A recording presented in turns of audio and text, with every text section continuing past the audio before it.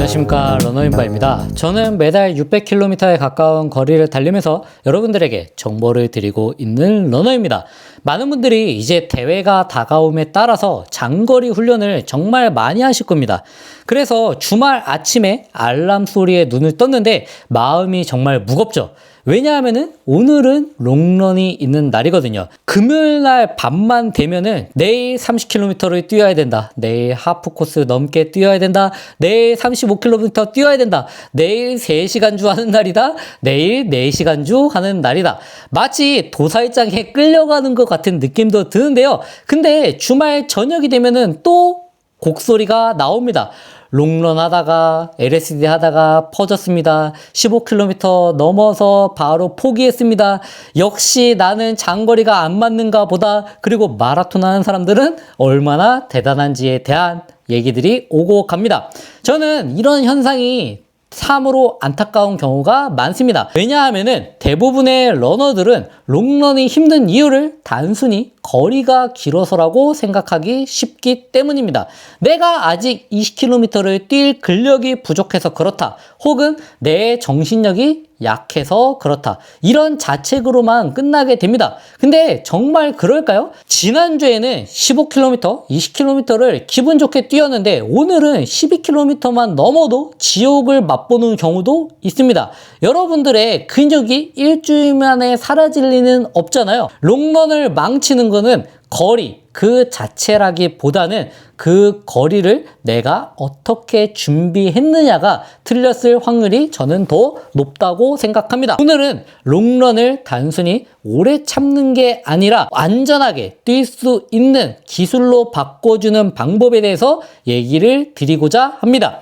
10km 그리고 하프코스 그리고 풀코스까지 준비하는 분들이 각각 어디까지 어떻게 뛰어야 되는지 기준점까지도 한번 제시를 해봐 드려보도록 하겠습니다. 롱런에 대한 두려움을 조금이나마 덜었으면 좋겠습니다. 장거리 러닝이 힘든 이유를 정확하게 파헤쳐 보면은 5가지 정도가 저는 나타난다고 생각합니다. 본인이 어떤 경우에 해당하는지 한번 체크해 보면 좋을 것 같습니다. 첫 번째, 장거리 러닝 페이스가 LSD 페이스가 진짜 LSD 페이스가 아닌 경우입니다. 가장 흔하고 치명적인 이유입니다. 솔직히 얘기를 해보자면요, 롱런 하러 나가서 초반 1에서 3km를 뛰다 보면은 생각보다 쉽다는 생각이 많이 듭니다. 오늘 몸이 가벼운데 평소보다 빠른데 편하네? 그리고 그 속도를 그대로 밀고 나갑니다. 바로 이게 롱런인 척 하는 템포런이라고 저는 생각합니다. LSD의 핵심은요, 롱, 슬로우, 디스턴스입니다. 근데 많은 분들이 여기서 거리에만 집중하고 슬로우는 빼먹고 무시합니다. LSD의 주 목적은 모세혈관을 확장하고 지방 대사 효율을 높이고 지근 섬유를 단련하는 것입니다. 이걸 위해서 소위 대화가 가능한 편안한 페이스의 영역을 유지해야 되는데, 기분 좋다고 속도를 올려버리면 훈련의 목적이 지구력에서 애매한 스피드 지구력으로 변질되게 됩니다.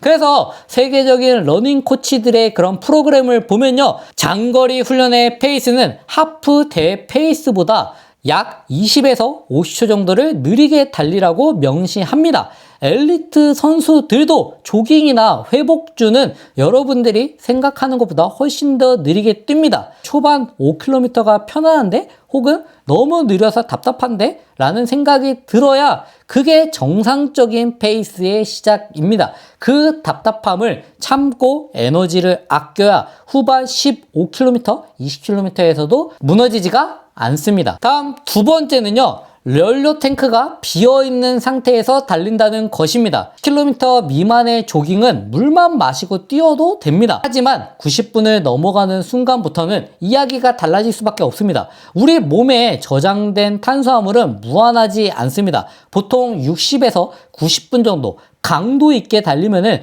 고갈되기 시작합니다. 많은 러너들이 살 뺀다 혹은 귀찮다는 이유 때문에 롱런 때, LSD 할 때 무보급으로 뛰곤 합니다. 이렇게 되면은 다리 근육도 지치지만 뇌도 지치고 집중력이 떨어지게 됩니다. 부정적인 생각이 들고 발이 무거워지는 현상, 소위 얘기하는 봉크가 찾아오게 되는데요. 정신력이 약해서가 아니라 연료가 떨어진 것입니다. 1시간 이상 지속되는 지구력 운동에서는 시간당 30에서 60g 정도의 탄수화물 섭취가 권장됩니다. 심지어 2시간 반 이상 달릴 때는 시간당 90g 이상의 섭취를 권장하는 연구 결과도 있습니다. LSD는 거리를 채우는 훈련이기도 하지만 레이스 도중에 젤이나 음료를 받아들일 수 있는지 테스트하는 소화기관에 대한 훈련이기도 합니다. 그래서 내가 훈련할 때 안 먹어본 사람은 대회장에 가서 젤 하나 먹고도 바로 배탈이 나는 경우도 많습니다. 그래서 LSD 할 때 내가 너무나도 힘들다면 보급이 제대로 되고 있는지도 체크해 보는 게 좋습니다. 다음 세 번째로는요, 전날과 당일의 변수를 통제하지 않았다는 것입니다. LSD를 그날의 훈련으로만 생각하는 건 큰 오류입니다. 다음날 많이 뛰려면 그 전날부터 이미 준비를 해야 됩니다. 야근을 하거나 잠을 제대로 자지 못하거나 혹은 술을 마신다면 당연히 그 다음날 장거리 훈련에는 영향을 줄 수밖에 없습니다.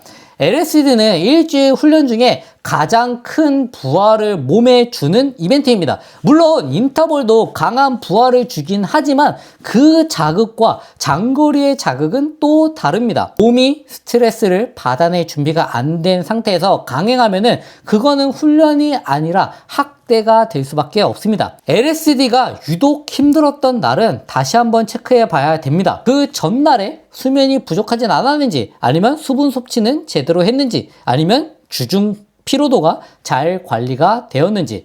그래서 토요일날 장거리 러닝은 금요일날 저녁에 결정되는 경우가 많습니다. 다음 네 번째로는요, 수학적인 문제로 들어가 보겠습니다. 초보자 분들이 가장 많이 범하는 실수인데요, 바로 LSD의 비중이 지나치게 높다는 것입니다. 주간 마일리지가 30인 사람이 주말에 한 번에 20을 뜁니다. 이러면 주간 총 거리의 67% 정도를, 70% 정도를 하루에 몰아치는 것입니다.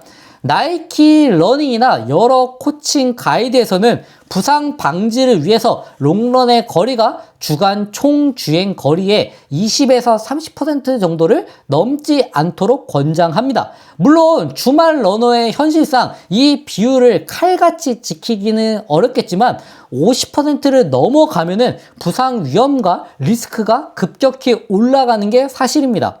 이 비율이 왜 중요하냐면요, 롱런의 목적은 오늘 뛰고 쓰러져서 잠드는 게 아니라 내일도 훈련할 수 있는 몸을 만드는 것이기 때문입니다. LSD를 한 번 하고 3일 동안 걷지 못하는 상황이 되면은 그거는 마이너스 훈련에 가깝습니다. 다음 마지막으로 다섯 번째는요, 매번 똑같은 롱런만 한다는 것입니다.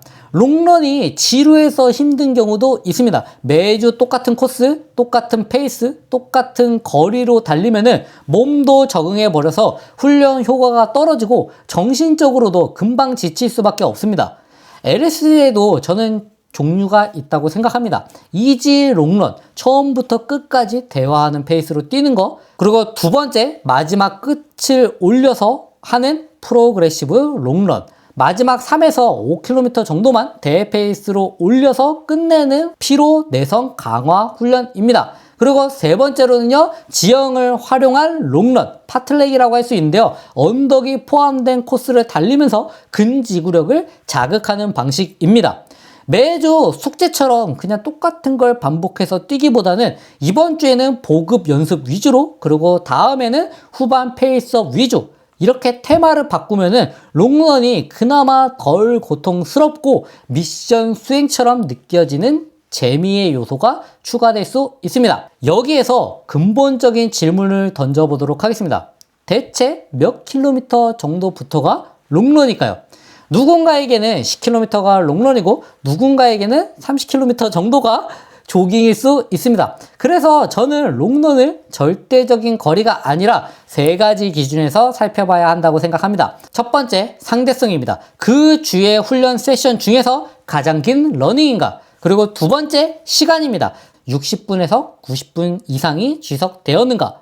그리고 세 번째, 목적입니다. 스피드보다는 지구력, 그리고 지방 대사 효율, 그리고 정신적 인내심 배양에 초점이 맞춰져 있는가. 이 기준을 가지고 10km 하프코스, 풀코스 준비에 적절한 현실적인 가이드를 드려보도록 하겠습니다. 먼저 10km 목표하는 러너라면은 거리에 압도되지 않는 게 가장 중요합니다. 10km를 준비하는 분들에게 롱런은 마라톤 흉내가 필요한 게 아닙니다. 10km라는 거리를 처음부터 끝까지 나갈 수 있는 기초 체력만 다 쌓아주면 됩니다. 그래서 롱런 거리라면요, 초보자 분들 같은 경우에는 10km보다 짧게 뛰어도 됩니다. 대략 8km 정도면 충분하다고 얘기를 합니다.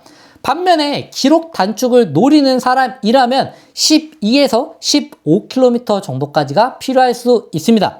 후반부 2에서 3km를 페이스를 유지하고 끌고 가려면 이렇게 조금 더 긴 거리를 뛰어줌으로 해서 내가 피로도에 대한 내성을 만들어 준다면 강력한 무기가 될 수 있습니다. 다음 두 번째, 하프 마라톤 목표 러너인 경우라면은 하프 코스는 정말 매력적이고 힘든 코스라고 생각합니다. 10km의 스피드와 풀코스의 지구력이 동시에 필요하기 때문인데요. 롱런 거리는 일반적으로는 15에서 최대 20까지로 늘려나가는 걸 추천합니다. 하프 준비 때 굳이 25, 35를 뛸 필요는 없다고 생각합니다. 그 에너지를 페이스 지속주에 쓰는 게 차라리 낫습니다. 그래서 핵심 전략은요, 하프 롱런은 단순히 천천히 오래 뛰는 것보다 리듬감을 살려서 초반 10km는 약간 편안하게 가다가 후반 8km를 목표 페이스보다 약간 느리게 뛰면서 어느 정도 속도 내는 법을 익히는 게 저는 더 낫다고 생각합니다. 주의할 점은요, 애매한 페이스보다는 차라리 대페이스에 근접하게 뛰거나 아니면은 조금 천천히 뛰는 게 더 낫다고 생각합니다. 다음 마지막으로 풀코스 목표하는 러너 분들에게 제가 적합한 거리에 대해서 얘기를 드려보도록 하겠습니다. 풀코스 준비하는 분들에게 영원한 숙제는요, 35km 이상을 뛰어야 할까요 말까요 입니다. 롱런 거리는요, 단호하게 얘기를 드리자면 서브3 이상의 주자들 같은 경우에는 35에서 40km를 뛰는 게 저는 무조건 필요하다고 생각합니다.